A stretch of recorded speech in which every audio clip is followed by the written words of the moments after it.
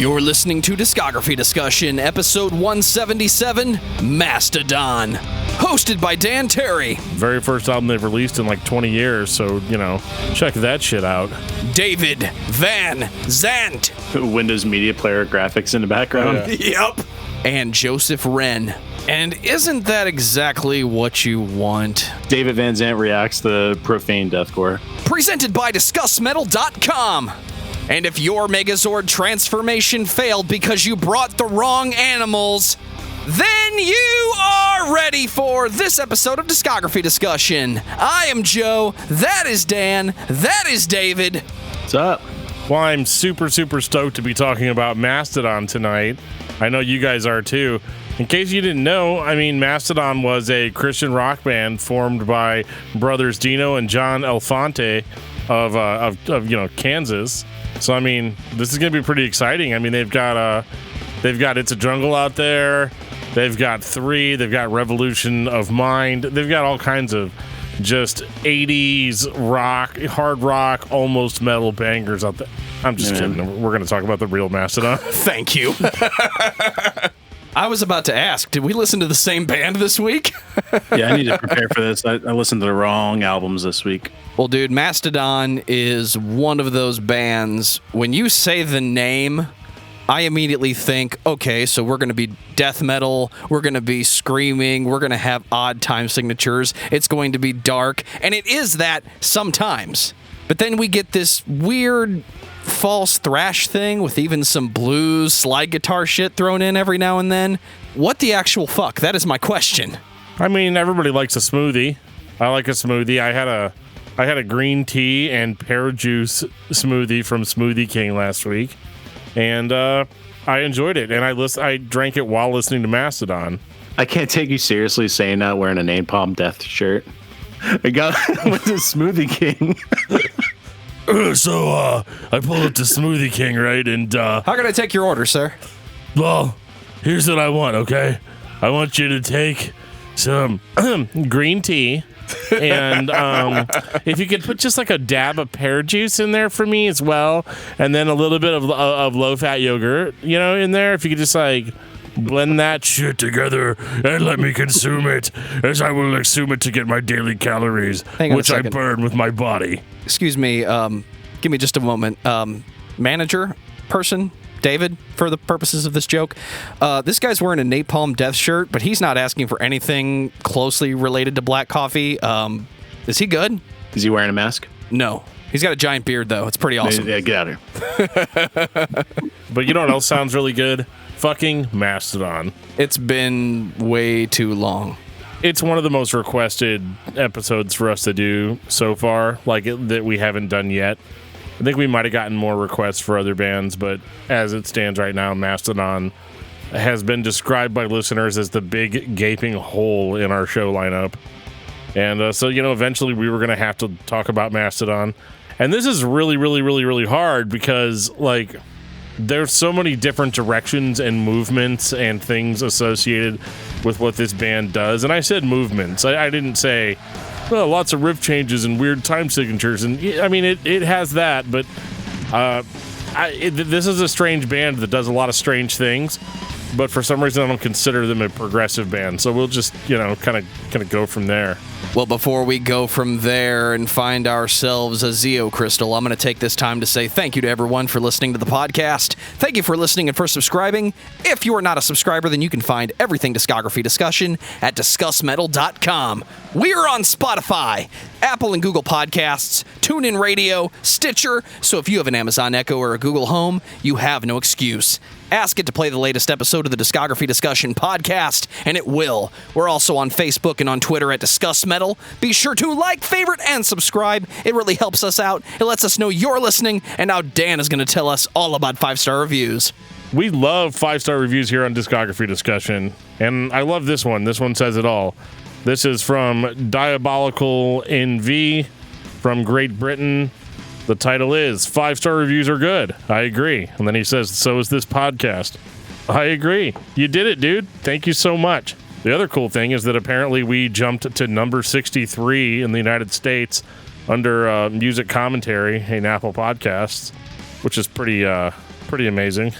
I know we were getting up there pretty high in Finland as well, so thank you to all of our Finland listeners. I think our listeners can get us just a little bit higher, somewhere in the area of top 50. Come on, let's do it. I mean, we could try it. I need everybody's help on this one. Go give us a review, 5 stars, give us the thumbs up, whatever it is on your iPhone. I'm currently rocking an Android, so I can't participate. It's a me problem, not a you problem. We got a comment on episode 170, Dry Kill Logic. This is from Dry Kill Logic, who retweeted our show on Twitter and said, "Thank you, Discuss Metal, an incredibly honest and articulate assessment of our career, music, and place in metal. Highly recommend you check out all their stuff." I'm a little bit speechless on this one. Yeah, no, that was awesome. I definitely was not expecting that to jump across the feed today. So thank you, Dry Kill Logic. There's actually a reply from someone named Scooby-Doo Canned Doo-Doo. Hell yeah. Says, so any chance of any new music on the horizon? I agree. That's a great question. Can we get some more Dry Kill Logic? I mean, that would be pretty amazing, I would say. We got an email from David Wilson. He says, thanks for discography discussion from the UK. David says, hi, I just wanted to thank you for the great podcast. I am a butcher from Southwest England, and I've binged on the pod in the last month, often while smashing up carcasses. This pod has... I like how he doesn't specify what type of carcasses. We're assuming it's we're assuming it's animal carcasses, but we don't know. It's metal, man. It is so metal. He says, the pod has widened my listening by reminding me of bands I had forgotten or steered me back to some bands I had dismissed. Example, Poison the Well on one sucky live show, as well as turning me towards some sweet ones I had missed, particularly in the US and Scando, metalcore, and death metal. Being of a similar age to you guys, I have had different waves of interest in metal, and a lot of these bands have been American, so your perspective from closer to that scene gives a cool angle. Please, could I suggest you perhaps cover the discography of Earth Crisis, Melvins, Botch, Coalesce, Keelhaul, Kylisa, Isis, Sunno, or just Sun. I know I'm a noob if I say Sunno. David's losing his shit over here like... Dude, this guy's my new best friend. I would love to do a Botch, Earth Crisis, and Coalesce. That'd be amazing. Just do it as one giant episode, right? Can we, please? That'd be amazing. The first ever triple threat match in the history of discussmetal.com. The next band he wants to hear us talk about is Mastodon. Well, you're in luck, my friend. Congratulations, you picked the right week to send an email. Absolutely. High on Fire and Nails, plus a couple of my favorite UK bands, Discharge, Iron Monkey, and Electric Wizard. I saw Electric Wizard at their last London show, and it was awesome. Plus, I chatted with the amazing Liz Buckingham afterwards. Thank you very much. We got an email from Todd. Todd says, Iron Maiden discography discussion. Hey guys, I would love an Iron Maiden discography discussion. Found you guys a couple of months ago, and I'm going through some shows. I think it's really interesting to hear others that have the polar opposite opinion of an album than me. I agree 100%. That's kind of the most fun part about doing this is just seeing people kind of come back after we do an episode and say, wow, I can't believe that you thought that about this record because it's my favorite one, or you loved this and I think it's hot garbage, you know? So absolutely. These opinions are what makes this so much fun. So Dan, tell me about Mastodon. Well, Mastodon is a metal band from Atlanta, Georgia, here in the good old US of A. They came out in 2000, which is really hard for me to process that was 20 years ago. But for whatever reason, we're just going to kind of move through it, and I'm going to feel really old as this goes the way I think it goes. Mastodon's a really interesting band. They do not have any albums that sound like any of their other albums. They don't sound like a different band on each album, but they definitely don't repeat themselves.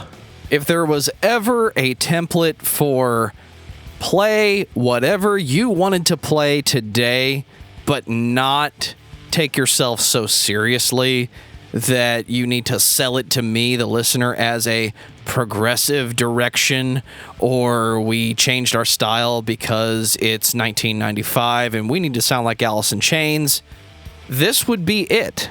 When I listen to Mastodon, it all flows together, but they have their eras less than 3 years apart between albums. It's very enjoyable. It was not challenging to listen to all of these records this week.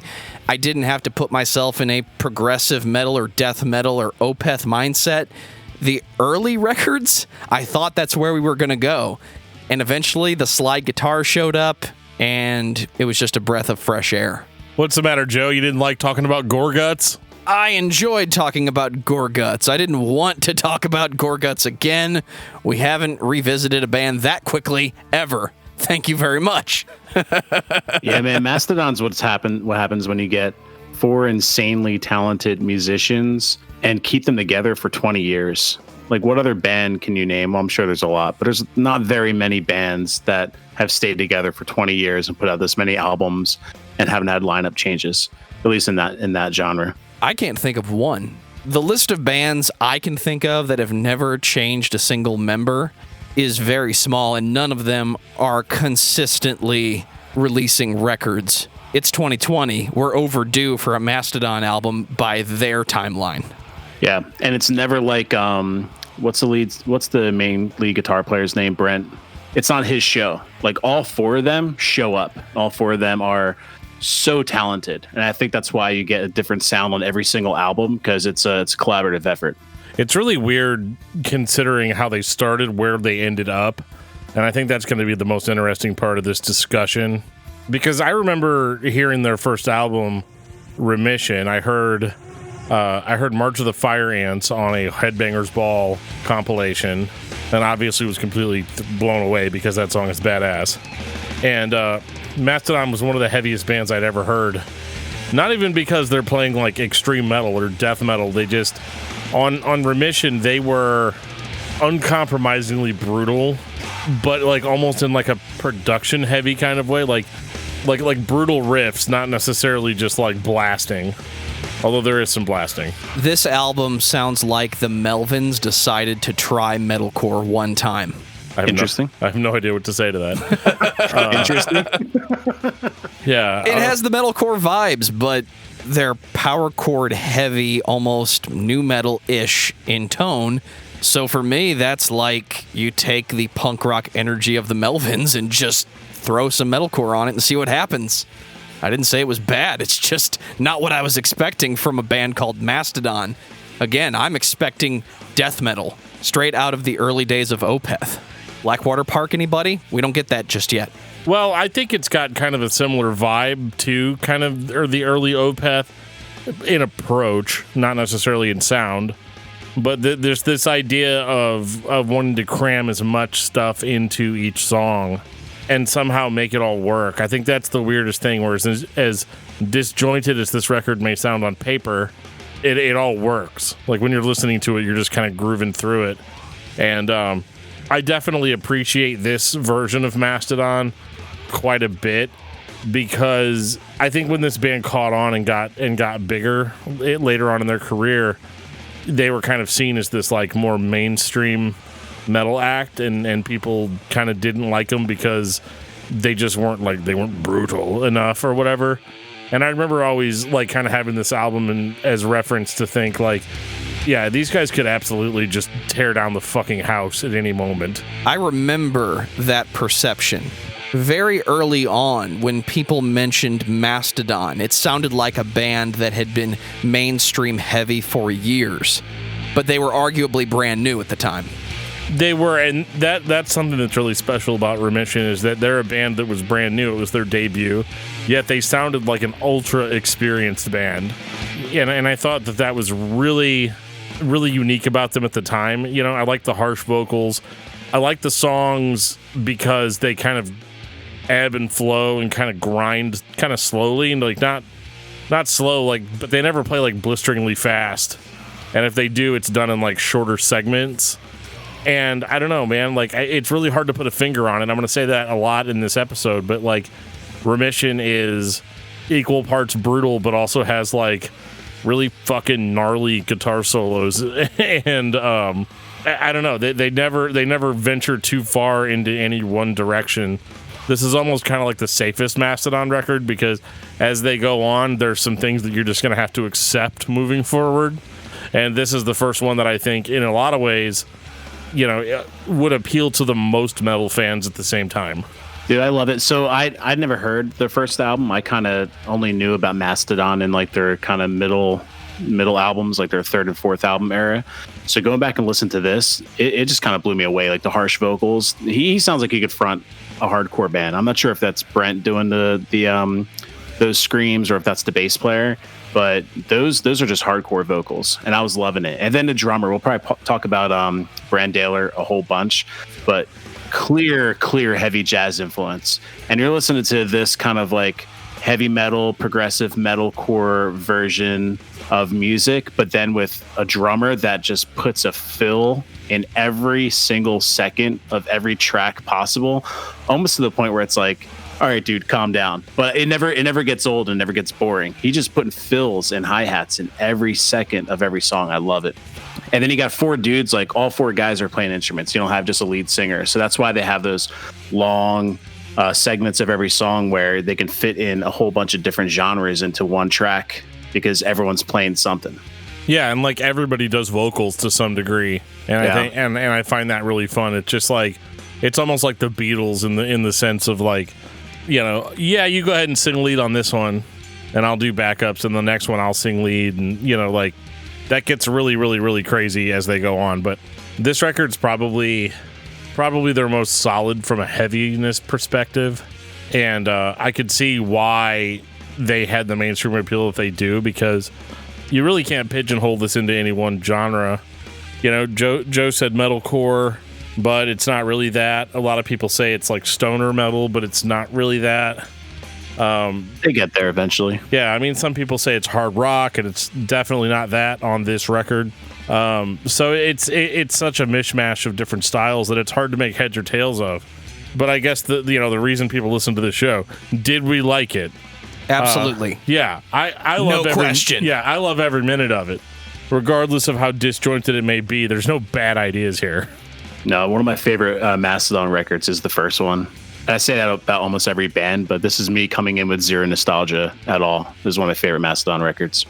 Yeah, for me, for the longest time, it was the only Mastodon record that I had to listen to. So I got pretty attached to it. It's not my favorite, though, but it's damn close. 2004, Leviathan. You guys like Moby Dick? I love albums about Moby Dick. Oh, yeah, I've never actually read Moby Dick. It seems really boring. My favorite Moby Dick interpretation is the made-for-TV movie starring Patrick Stewart as Captain Ahab. Yeah, but I mean, that was badass. Absolutely. It always reminds me of the Macaulay Culkin and the Pagemaster. Remember that movie? Oh, yeah. Oh, dude, that movie was terrible. Oh, I loved it. That's all I think about Moby Dick every time. So I'm not really sure why Mastodon decided to write an album about Moby Dick, but I'm glad that they did. Now I don't have to read the book. I can just listen to this Mastodon record. You get the majority of the story here. I don't think there's anything missing that you need to know. No, and then, here's the thing about this record. It is riff salad, man. Absolutely. They play out so many different riffs on this record. And this is weird because this record, the first thing that you notice is that Remission had a very, very, very, full sound to it, whereas Leviathan sounds, ironically, much more dry. Oh, yeah. And kind of lo-fi for sure. Yeah, kind of chill, and so the riffs don't hit hard. They're not here to pummel you on this record. But it's like you're going over to your favorite pothead friend's house, and he's got his guitar out, and he's like, dude, check out this riff. Hey, David, that's a nice Gibson you got there. Call me a pothead. And then 4 hours later, he's done playing some riffs for you, and you're like, what the hell was that? That's Leviathan. This is thrash metal riff salad. It's dry in 2004 when it had no business to be dry. If you had a dry record then, it was because it was digitally recorded and mixed to sound like shit on purpose. This sounds like an old school album, and I love it. Yeah, it's like their first foray into their later sludge metal, tropes. But this one, they still have, like you said, an insane amount of riffs. And then bring it all back to the drummer, man. He's just putting fill after fill after fill. And tom runs galore, laying on hi-hats, different time signatures. It's like sludge metal without the sludge. I'm not sure how that makes sense, but it's exactly what I think of when I hear this album. It's more stoner metal than sludge metal, in the sense that, they're just going to show you some fucking riffs right now. And the vocals, it's funny. It's because, the vocalist and the drummer are like the only things that make it recognizable as Mastodon musically. And even then it's a little bit different. Like it's like less like hardcore screaming and more like a dude growling at you in a creepy pirate voice, which is what you get pretty much throughout this entire record. I didn't know we were listening to Ailstorm. Yeah, it's pirate metal before there was pirate metal, but it's not that. Pirate metal is worthless. But anyway, there's just something about this record that I love because it's more focused than Remission was. It follows kind of a theme. Because as much as I'm like, oh, it's riff salad. Usually when people say riff salad, they mean there's like no point to it. It's just directionless.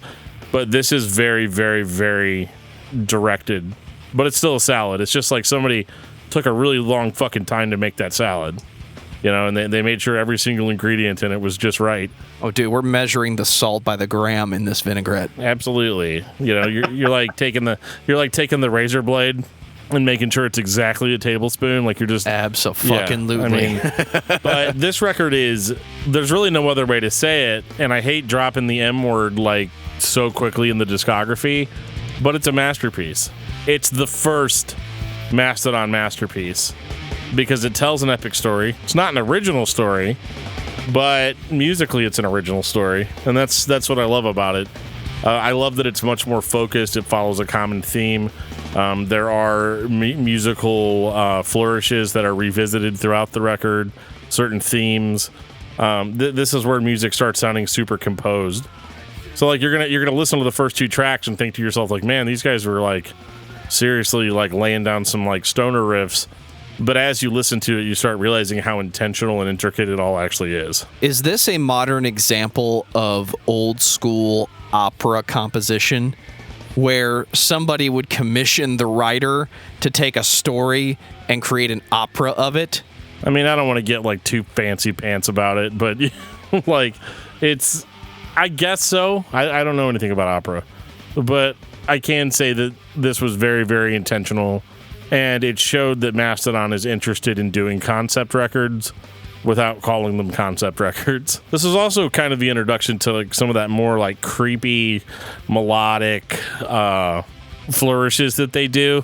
You know, like they're very like Mastodon. When I think of Mastodon, all I think about is like a ding ding ding ding ding ding ding ding ding, like that almost sitar sounding. That's what makes Mastodon, and this is I think the first record where that sound really starts to kind of come out and play, and they get kind of almost that like more mystical vibe to their music. 2006. I'm gonna use the voice just one time. Blood Mountain. Blood Mountain. Holy shit. We're gonna play faster. We're gonna play more intense. We're gonna have harmonized main vocals. It's so fucking old school thrash. It's not even funny. I love it. They also took a ton of drugs. I don't know if they did or not, but it sure sounds like it. Oh shit. Has to be. What I thought was really funny about the lyrical theme on this record was that Troy Sanders said in an interview, yeah, it's about climbing up a mountain and the different things that can happen to you when you're stranded on a mountain in the woods and you're lost and you're starving, hallucinating, running into strange creatures. Wait, what was that last one? What the shit? You're being hunted. It's all about that whole struggle. And like it's about a guy searching for a crystal skull that's on the top of Blood Mountain. So like, I mean, I'm not saying drugs, but that's drugs, right? There's something in there, man. That's drugs or a really weird dream. Either way, the concept is very strange, and yeah, it sounds like something I've heard before. It sounds like something I've heard described in most acid trips. Well, This is their first album where they start getting like a little bit more progressive, and I see where the progressive tag gets thrown on them. Just because the only album you've ever heard of from Mastodon is Blood Mountain. You could definitely get that from it. Yeah, and I think this was Mastodon's first pretentious record too. This is where I feel like they kind of bought into all their hype, and they're like, okay, this next one needs to be a total masterpiece. Congratulations, you have succeeded. Do you think they delivered? Because I don't know. I think if pretentious is always a bad thing, but if you have confidence going into it and you put out an album like Blood Mountain, which is my favorite Mastodon album, then you delivered. He's pondering. I think that Blood Mountain is absolutely awesome. It's not my favorite record, and I do think that the pretentious tag still stands. And that's only because, like, a lot of the records that I love are pretentious as hell, you know?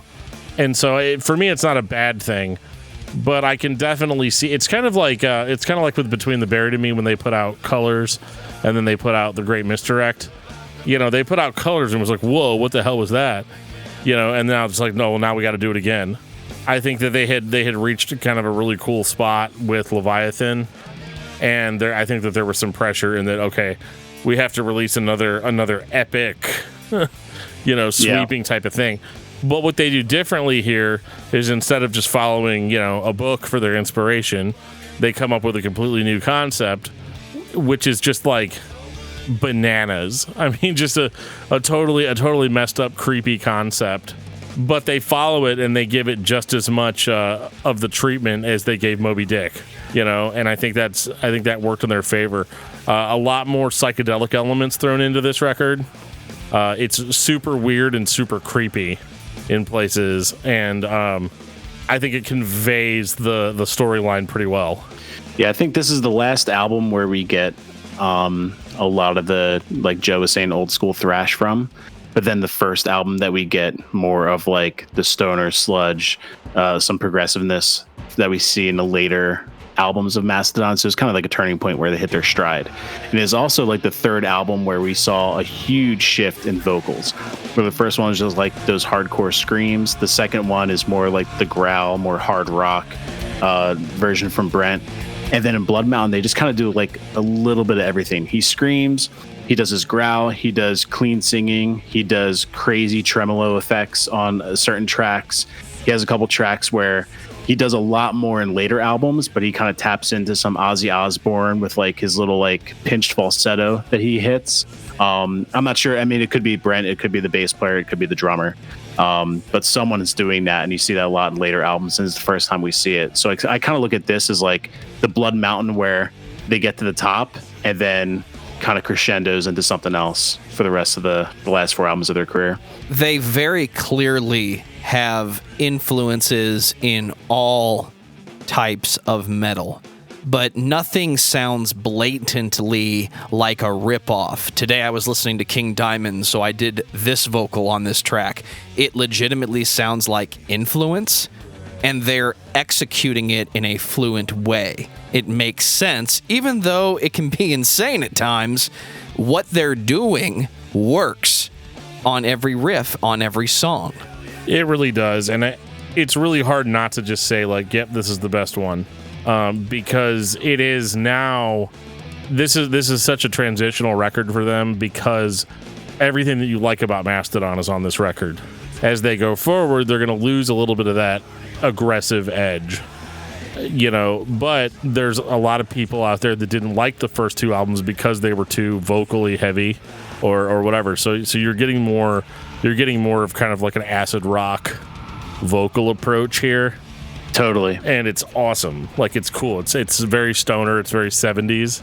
Totally. And yeah, I love it, man. Like, it's definitely the kind of, like, I mean, it's in a certain sense, it's kind of trailer park music, you know, a little bit. Like, it sounds like land a trailer park. Yeah, like it sounds like, you know, homies like sitting there, you know, outside of a bonfire, sitting right outside of his trailer, surrounded by God's creation, you know, but he's just singing some song to himself, you know, and there's some glowing green eyes coming from the woods, you know, like it's like that sort of vibe. Right. Shut up, dude. Don't blow my cover. Right. It's Joe in night vision goggles every time. But Goggles? Yeah, goggles. You heard me right. Damn it. But yeah, so this was their big transition record, and yeah, so it's fantastic, and it is kind of like an end of an era for them. I think that's what I was getting at, where like you have all the super heavy hardcore elements from, not hardcore, but super like heavy brutal elements from their first two albums, and then moving into their later sound is kind of like the peak of that pyramid that you see. Absolutely. It kind of like I hate to compare him to Led Zeppelin, but like Led Zeppelin is always one of those bands that always sounded different, but always sounded like Led Zeppelin. Like you always knew it was Jimmy Page, Robert Plant, you know, And you always remember it one way, even though they went multiple directions. Totally. So from like Led Zeppelin 1, 2, 3, especially between 3 and 4, totally different sounds, but you always knew it was Zeppelin. And that's kind of where Mastodon is right now. And this third album going through it this week proved that to me, where it's like all 3 albums you can put on, it's like, that's Mastodon. And I wouldn't pick out one single track from any of these albums. I think you have to listen to them as a full unit. I wouldn't want to pull out like any track and listen to it single. I would want to listen to it in its full entirety. And that's what makes this band great, I think. Yeah, I agree. Like, because normally I listen to these albums when I'm at work throughout the week. Really couldn't do that with Mastodon. I felt like I needed to pay attention, like just to make sure I wasn't missing anything. And I'm really glad that I did that, because I got kind of a greater sense of what the vibe was.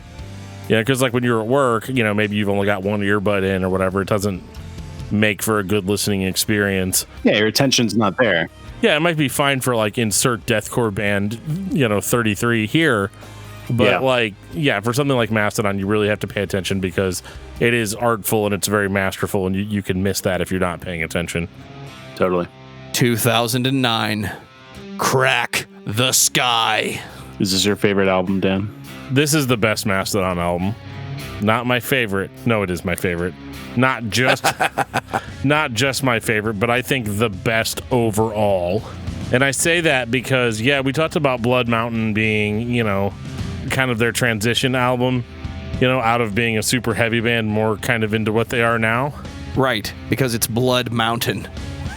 But Crack the Sky is equal parts metal, classic rock, hard rock, and it's mystical and creepy and deals with extremely dark themes, which I will try to sum up the best that I can about what the story of this album is. This is King Diamond levels of dark concepts. I was thinking King Crimson, but that's just me. It's just sad.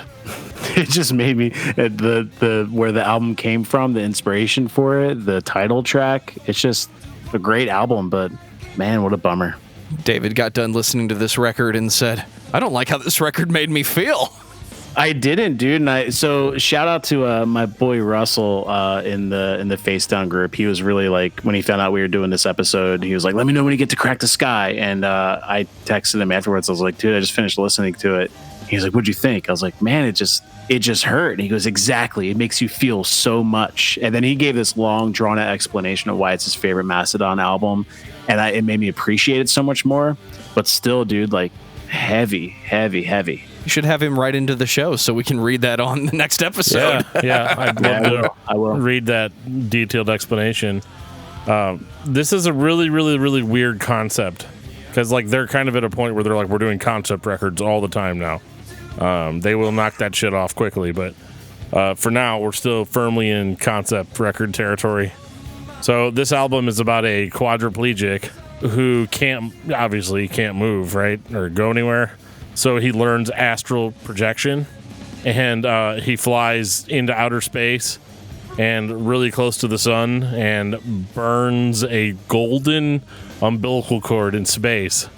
It's not as crazy as the 10-speed bicycle, but it's up there. Golden umbilical cord. I was thinking about that. Yeah. In space. Yeah, so unfortunately, it severs his connection to his body and Earth. So he's like in space, floating through space in like spirit form, in oblivion. Get it? And then he ends up like, this is hard to follow, and I'm trying to summarize it the best I can. He essentially ends up getting put into the body of Rasputin, and then like when Rasputin is murdered or executed, depending on how you view it. I wish Mike was here. He could tell us the whole story. Man. He's but when Rasputin died, this quadriplegic dude and Rasputin's souls are now like floating out in the ether, and then they like literally run into the devil, and the devil tries to steal their souls. It's just completely fucking crackers, dude. Like, and I love it because it's just so balls out like craziness. Is David Bowie a tea kettle in this example? No, but this is just really this is really out there. And like normally, like if I would have read that plot synopsis to myself before ever hearing this album, I probably wouldn't have even listened to the record because of how like crazy it is. However, there is such a profound musical statement made on this record. It's still very much Mastodon, but my God, do those clean vocals come in smooth and they hit you so hard. Yeah, clean vocals hit you hard. Oh yeah. How often do we say that on this show? Like never. And this album is slow, it's dirgy, but the songs are so much more memorable than they were on Blood Mountain. And that's why I give this record kind of the edge over Blood Mountain, because they're both masterpieces, but this one really, they found it was like their third shot at writing a masterpiece, and I feel like this time they nailed it. Totally. So super sad though. Yeah, so like the whole concept part is one thing, but then the album's original inspiration and the inspiration for the title track was the drummer Daler's sister, who committed suicide at the age of 14. Whose name was Sky, yeah. Whose name was Sky. So that was killer. And then just the lyrics of... So, like, I read that, and then I read the concept part, and I started listening to the album and, like, totally into it. And then the very end of the title track where... Because Brent's lyrics, or I'm assuming... I hate to always say it's Brent, but whoever the lead singer majority on this album is... you can hear his vocals so much more, and you can pick out the lyrics so much more on this album than the previous three. So the last stanza of the title track, please tell Lucifer he can't have this one. Her spirit's too strong. It's written all over your face. I can see the pain. You can make it all go away. Like that, dedicated to his sister, man, that's what just like cut me with the biggest knife possible. But like you said, it's a fucking masterpiece. Like, this album is perfect. I wonder what came first. Did they write the music, or did they sit down and have a conversation with the drummer? Like, I have this idea for a concept, but it's going to be very, very personal. From what I've read in different interviews, it's kind of the latter. So when I was reading different interviews between mostly the bass player, seems to be the most vocal part of the band, to the press, that whenever they get in to write the music, Brent's always in his studio writing all the guitar riffs. But then when it comes down to the concept, they just all kind of get together of like, what's been happening, you know, another trip around the sun, like what's been happening this past year, and you get to the final album, or the last album that they have, and the concept with that, with cancer and all that. So it seems like it's the latter of, let's write the music, but let's figure out what's been going on in our lives and how we can put that into this. But anyway, back to music. Yeah, it's funny. So interesting side note, the very first time I ever listened to Crack the Sky, I was doing a college paper about Xerxes and his invasion of Greece. So I have a totally different visual image of everything going on with this record, because all I'm thinking about is like an army invading ancient Greece. Like, and it's really weird. Yeah, I feel like I could sing. I feel like I could sync up like 300 up to this album. Yeah, that's what I was picturing. Yep. I like the track "The Czar," Usurper, Escape, Martyr, Spiral. That and I was texting that dude Russell about it. That reminds me of like if Ozzy Osbourne was fronting Pink Floyd during the Dark Side of the Moon era. Yeah. Like the vocals and the music in the background are just so freaking epic. That's the best description I can give that to. And notably, the first album that Mastodon put out without a shout out to the Elephant Man, because the first three had that, had an Elephant Man instrumental track for the Elephant Man. Yeah. Do we know why they did that? Is there any significance to? I'm not allowed Mastodon? to discuss the Elephant Man. I get in trouble. Yeah, I found the Elephant Man to be a very depressing movie, and so I don't like to talk about it. But yeah, this is. And no, I don't know the significance of it, but they were always bitchin' instrumentals. Yeah, Crack the Sky is just what I love about a record like this too is it's like equal parts kind of progressive and up its own ass, but not bad. But it's not super long either. Like I love that about the record, that it still clocks in at less than an hour. With less tracks though. It's the first time that they have like tracks that are longer than 6 minutes. Yeah. Yeah, so because you got the Tsar, which is like 10 minutes, and then the Last Baron is 13 minutes. Mm-hmm. So I mean, they're definitely going into Opeth territory with some of these more epic songs. But yeah, this is kind of in a lot of ways and this is going to probably piss a bunch of people off, and I apologize. This is kind of the last great Mastodon record, in the traditional sense of Mastodon, where, you know, going in, you know, it's going to be a big concept. You know that it's going to tell a story. You know that it's going to have musical, you know, theme and all of that, and the records take forever to kind of write. And so I kind of understand why Mastodon decided to not go in that direction with the next record. 2011, The Hunter. And we are straight back to the trailer park with this one. Abso-fucking-lutely, dude. It's not really a trailer park. It's like a camper. Stoner metal. This is stoner metal at its peak. This is a camper somewhere. This is a fucking great record. Like, and I said the Crack the Sky was the last great Mastodon record, but I did throw in a little caveat of in the traditional sense. I kind of like this Mastodon Unchained, where you really can't predict where they're going to go at any given moment. You know, The Hunter is not tied together by any particular theme. It's not tied together by a concept. You're just getting a collection of whatever cool shit Mastodon came up with that day. And isn't that exactly what you want when you're listening to Mastodon? Yeah, I mean, this is one of the weirdest fucking records I've ever heard in my life. Just because of the weird combinations of psychedelia and like weird hard rock vocalizations. Like I cannot make heads or tails of it, to be honest. And I like that about it. Like, we're so far beyond like it being a metal band. Like, there's elements there, but like it's just gotten, I don't know, man. It's just such a weird freak out of a record. Yeah, and they got a lot of like melodic guitar pieces to it. Like the opening riff for Octopus Has No Friends is like one of the most melodic parts of any Mastodon song on their entire discography, and even like the chorus, his melodies, totally out of left field for Mastodon, but it still fits. Yeah, and they were at like the height of their popularity here too. So this record makes sense in a certain way. It's not a sellout record, but it definitely has more like singles material. Yeah. Because each song is kind of its own self-contained thing, which I know sounds like super basic, but it's really different for this band. It's almost like a Between the Buried and Me situation where we did the concept so well, maybe we shouldn't do that again. Between the Buried and Me tried to do that again. Mastodon just backed off a little bit and put out some songs.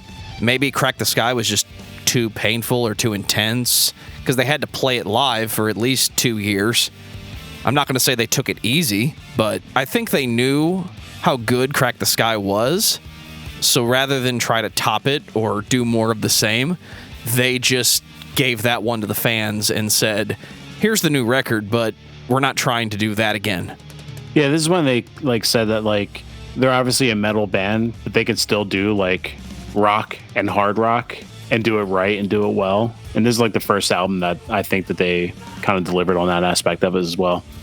It's not as like riff oriented as the past couple albums have been. Like even Brent, reading the interview, said it's like a heavier Led Zeppelin, which I can totally see where he's getting that from that. But yeah, it's just like a straightforward heavy rock album. Yeah, it's different, and yeah, obviously Curl the Burl was the big single. And have any of us like really like? Does anybody know what Curl the Burl even means? No, but I'm gonna start no fucking clue. Use it in everyday language now, man. Instead of saying like that's the way the cookie rolls or the cookie crumbles, I'm gonna say, hey man, it's the Curl the Burl, bro. Let's get back to cookie rolling. Where the fuck did that come from? Have you guys? My buddy Andy, man, I used to work with this kid named Andy, and he would say that's where the rock crumbles and that's the way the cookie rolls, and that's I've been using that saying my whole life. Sorry. Here I thought we were gonna go the Weird Al direction, starring Cookie Monster. Well, speaking of weird, did you guys watch the video for Curl the Burl? No, I stayed away from all the music videos. What's up? Oh my god! You have to watch this fucking video. So like this dude is in the middle of the woods in a camper, and he is chopping down trees. Well, he chops down a fucking tree, a really creepy, fucked up looking tree, and it has like a warning sign, like "Do not cut down." He cuts down the tree, and then he like sniffs a bunch. Like he like grinds a piece of the wood or bark into powder and then snorts it. And then he grows like an extra set of arms, and it gets crazy. Like, and he just starts like snorting more and more and more and more and more of it until he turns into a fucking tree. And then and then he gets set on fire by a group of people. It's so drugs confirmed. Drugs are not good for you, kids. You will turn into a fucking tree and get set on fire. So let's I want to talk real quick about just Mastodon's cultural influence up to this point. So by the time this album came out, they were on like 2 or 3 soundtracks to Tony Hawk Pro Skater, which if you're on a soundtrack of Tony Hawk Pro Skater, you're just cemented in music history because those soundtracks are some of the best in the world. Yeah. They pretty much scored the entire movie for Jonah Hex. And Jonah Hex is a great movie. It didn't do too well, but I would say it was a great movie. Just before the comic book movies started to get really good. Exactly. That Jonah Hex is a character that... Let's put him back in the movies, guys. Come on. Josh Brolin nailed it. And they did an instrumental score for that whole album, for that whole movie. They released it as an EP, which is awesome. But then let's talk about the bands that they've toured with up to this point. So the obvious ones being Slayer, Trivium, Lamb of God, and Metallica. You can totally see Mastodon on that tour.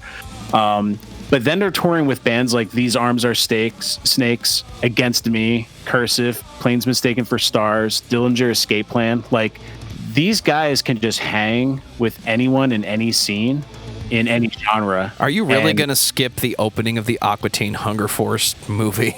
Well, yeah. Well, that, I mean, I've never seen it. I know the name. I've never seen it. I was just going by pop culture that's relevant to me. But go ahead, Joe. Oh, shit. Really? Mastodon. Go to your house and tear your wife in half. Yeah. They're just relevant no matter what genre you listen to. If you're listening to heavy music, Mastodon's relevant to you in one way, shape, or form, whether you know of them or not. It's the name everybody knows and responds to. And respects, for the most part. I haven't seen much hate on Mastodon. Yeah, there's not a lot of Mastodon hate, and that's actually the next point I wanted to bring up with talking. I kind of lump The Hunter and Once More Around the Sun kind of together because they were essentially kind of like written at the same time. 2014. But yeah, like on your point about them nobody really talking shit about Mastodon, and kind of a common thread on this show, everybody's always like, every episode of Discography discussion is how Dan liked the first 2 albums because they were heavy, and then they got softer and softer, and before you know it, he's going on a drunken rant about how they fucking sold out, you know? And I'm just like... Do I need to bust out the time machine so we can go back and find that version of Dan? Yeah, right? I know people actually, it's weird. People actually get pissed whenever I like bands. I think everyone here heard like your Under Oath birthday episode and judged you basically on that one. Oh, 100%. It goes back much further than that. Well, back to Mastodon. It's not that I get mad when bands stop being like super heavy or super extreme. Mastodon is an exact example of what I'm talking about when I say, dude, if you want to make more like popular rock music or go in a more mainstream direction, just do it good. Yeah. You know, totally. Like I don't expect you to do the exact same thing over and over and over and over and over again. Some bands I expect that, but with Mastodon I don't. And I haven't quite figured out like what the secret is to that, but I think a lot of it is this is their talk about Crack the Sky or The Hunter, and then Once More Around the Sun. The Hunter's their 5th album. They haven't had a single lineup change in 5 albums, and all 4 of them, it's just 4 dudes. They are insane musicians. So you get 4 insanely talented musicians, as I said at the beginning of the show. You keep on putting out album after album without taking crazy long hiatuses in between, like Tool does. You're going to get a consistent sound with just different influences. I love it. Yeah, it's always very interesting, and it's always very Mastodon. I think that's why this band gets a collective pass when it comes to, yeah, they went like rock, but even though it's rock, it's still like balls out insane, weird, off the path Mastodon. Although I will say Once More Around the Sun is beyond my least favorite. Mastodon album. Oh, you don't like it? I couldn't get into it, man. Is it just me, or is it just a lot slower? I think up to this point, I've been getting really used to just fast, blistering. Even their Hunter's, like, their rock album, just fast Mastodon. This one just seems so slowed down, at least for my taste. I think every record up to this point had something to latch onto, whether it was the concept or the tone. They all go fast or go slow. This one, if Mastodon ever had filler, this would be it. But filler compared to what? It's not as good as the other 5 records. It's not as good as Emperor of the Sand. Yeah, it's not a bad album. It's not like, it's not Year of the Black Rainbow for Coheed and Cambria, where that was just a bad album by a great band and I couldn't stand it. Here we are, Juggernaut. This album, this album's not bad.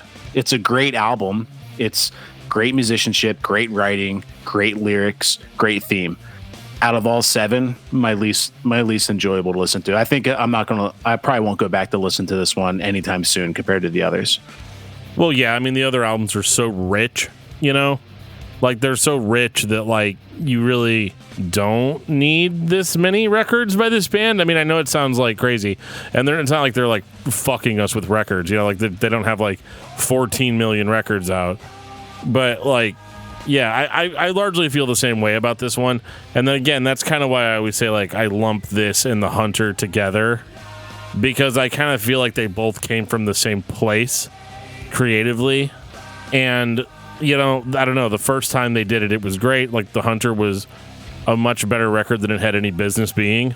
And Once More Around the Sun was just like, I mean, it's almost there in the title. Like, yep, another year. Yep, another year. Another Mastodon record. Like, I don't know, maybe the only thing, and of course, I don't know this personally, but I feel like there might have been a little bit of burnout here. There might have been just a little bit of like, well, we're such a big deal now that we have to consistently put out content, whether we're feeling it or not feeling it. And like you said, it's not like this is bad, because these guys are great, so, like, they probably can't put out a shitty record. Yeah, totally. So it's like, it's not shit, it's just not necessarily up to the same level as some of their other albums are. Yeah, it has like I don't want to say it has the least amount of direction, but I can't really think of anything else critically to say about it. Because I feel like, obviously Leviathan had the whole Moby Dick thing going. Blood Mountain had the whole theme for it going. Crack the Sky had the inspiration from his sister. And The Hunter was just a really, really good rock record. This one, I feel like, is just progressive to be progressive. And they jam on it for sure. Like, the song I'm listening to right now, Ember City, just has, like, one of my favorite guitar solos out of all Mastodon. But other than that, there's just not as much direction as the other 6 albums have. I totally agree. Cool. 2017, Emperor of Sand. All right, guys, so we are definitely going back to Concept Land. From across the desert sands, Graham can hear the sound of approaching hoofbeats. Take a break on that one for a second. Now I need to chug some water so I don't have a heart attack. What an episode. I didn't expect King's Quest references to go over so well in this podcast. I'm sorry. We're showing our nerd. I wasn't ready for it at all. I'm sorry. I don't know anyone else is going to bust out a King's Quest like reference in the middle of a heavy metal podcast either, though. This guy, Emperor of the Sand. Was not expecting, after the last album, was not expecting to like this album. I was kind of going into it, and I listened to this album for the very first time last night, going into this morning. Was really going into it thinking, okay, so Mastodon's peak has ended. They don't have anything left in the tank. This is going to be another filler album. It's great themes. It's about a couple of the members, family members having cancer. Totally respect that and relate to that. But musically wasn't going to be into it. This album's great. It's faster. It's more melodic. It's heavier at times. It's everything I was missing from the last one. It's like Crack the Sky too, in a lot of ways. Totally. Great way to explain it. Totally. Yeah, like it's very much in the same vein. And again, I feel like I've been saying this in the last few albums, or not few albums, but few episodes. I almost like to rearrange the discographies to where they make sense. And this album feels like it should have come out before the last two and come out right after Crack the Sky, because it almost picks up right where that album left off. And it's about a desert wanderer who's been handed a death sentence, but it's pretty obvious that it's actually just about cancer and chemotherapy and very real world stuff. They weren't as, like, I guess, secretive or whatever about like what the concepts really were about. And that is one thing that I really like about Mastodon, is that they could do a concept record and it can be just that for you, but you don't have to look too hard to find the real life inspiration behind a lot of it. Yeah. So it's not in your face of, like, I love concept albums. Like, I'm a huge fan of the Deer Hunter, and the Deer Hunter is just a concept record, 5 of them in a row of this is the character, this is his story. It's not that in your face with it, which I totally appreciate, but it's also not so far ambiguous like I Am Hollywood by He Is Legend, where they say it's a concept record, but like, can you really pick up any of the themes with it? No, not really. I Am Hollywood is not a concept record. Come on. Yeah, but they'll say it is, you know? So that's what I'm getting at, where it's not so far out of left field ambiguous that you can't relate to it. Mastodon perfected the metal concept record, I think. Well, yeah, and they did that on Crack the Sky as well, where you take real life pain and you put it into a story. Because, like, one of the issues I've always had with concept records is that I just am so disconnected from it as a human being. A lot of concept records, I don't feel anything while I'm listening to them. Maybe I'm trying to follow the concept, or, you know, read along with the lyrics, or try to figure out what the story is, but I don't have that emotional connection. And they're able to do, at least on 2 of their records, they've been able to evoke that feeling in me. The only feeling I got on Blood Mountain was creeped out. Yeah. Which was the goal. Yeah, that's the point, man. As an individual album, this one sounds like The Hunter picked right back up where they left off. Once More Around the Sun, it just doesn't click.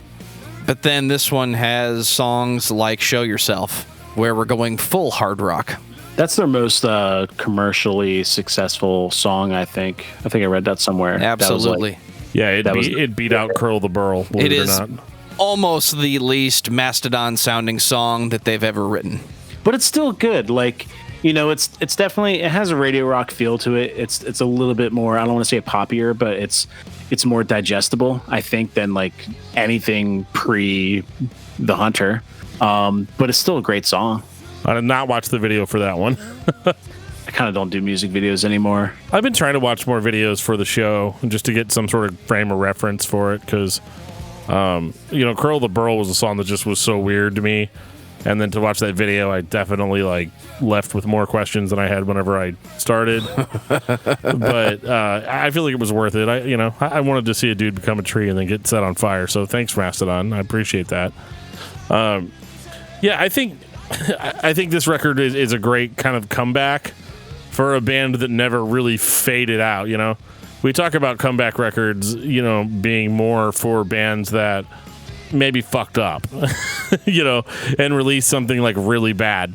Mastodon's never done that, but this is kind of like they took a break with those 2 albums, and now they're kind of like returning to it. Final thoughts on Mastodon. I'm a fan now, and I wasn't, it's not that I hated Mastodon, but I didn't know enough about them. So going through the discography the past week, man, especially their first 3 albums, and Crack the Sky, their first 4 albums, I'm a huge fan now. I was actually looking at the some of the options for Blood Mountain and their first track on vinyl. So I think I might pick one of those up. But yeah, huge fan. Digging it. Dan, what about you? I think Mastodon is a national treasure. They really are. Like, they're that cool band that can hang with anybody. They can play any kind of show. Like, you could book them on any tour. And, like, oh, it's a brutal death metal tour? Cool. We got a whole album full of shit like that. You guys want, like, a psychedelic rock tour? We got, like, multiple albums full of that. Like, they can play any kind of show. They can play a mainstream rock show. They go on tour with fucking Nickelback for all I care. Like, it'd be fine. And that's kind of what I'm getting at. This band is just incredible. And there's really not a whole lot that you're going to be able to, like, pick apart or say is bad. Trust me, I tried.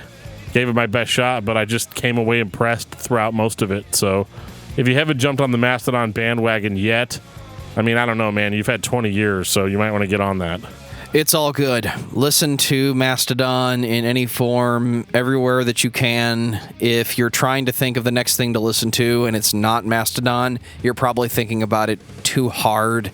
They do a little bit of everything that you love about metal, and they make everything they do sound good. So even if you're not a fan of the death metal that's in here, you're going to accept it because it works in the context of Mastodon. So listen to Mastodon if you are not. Dan, what's your album of the week? That would be the new album by Hum, Inlet. Very first album they've released in like 20 years, so, check that shit out. David, what about you? I'm going to say Remission by Mastodon, because every time I finished a Mastodon album that I haven't heard yet, I went back and listened to their first album. Their first album's amazing. So good. For me, it's Judas Priest, Firepower. Still rocking Firepower, huh? I will rock Firepower until something else comes out that's better than Firepower. There you go. Take us out, DFT. If you've ever been listening to this podcast and wanted to interact with us in some way, maybe give us a band suggestion, tell us which episodes you liked, tell us which episodes you hated, tell us which episodes we were right on, and tell us which ones we were dead wrong on. You can communicate with us in a variety of ways, including Facebook.com/discography discussion. We are on Twitter @discussmetal. We are on Discord. We have a link in the show notes that'll take you to our Discord server. You can send us an old-fashioned email at danandjoeshow@gmail.com.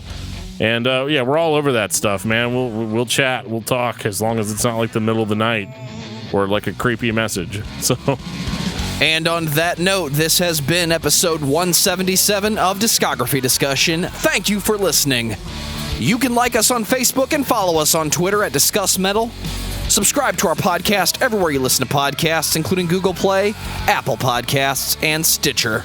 Visit discussmetal.com for all things discography discussion, and please send questions and comments to danandjoeshow@gmail.com.